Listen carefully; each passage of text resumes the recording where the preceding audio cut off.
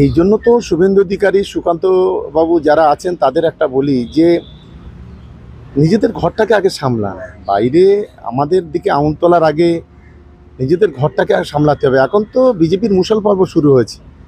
দিলীপ ঘোষ সুকান্তের বিরুদ্ধে কি বলছে আর শুভেন্দু দিলীপ ঘোষের বিরুদ্ধে কি বলছে, ওদের ঠিক ঠিকানা নেই। এই সময় এই দিল্লির সব বড় বড় নেতা মন্ত্রী এনে এখানে বিব্রত করানো হচ্ছে, এটা আমি বলবো, এছাড়া অন্য কিছু না।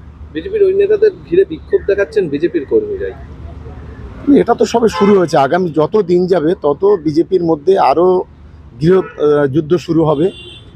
আর বাংলার মানুষ দেখছে যে বাংলার মানুষ যত দিন যাবে তত দেখবেন বিজেপির থেকে আস্তে আস্তে সরে আসবে এবং তৃণমূল কংগ্রেসের পাশে দাঁড়াবে, যেটা বিগত দিনে আমরা 21 সালে দেখেছি এবং 24 সালেও আমরা দেখছি।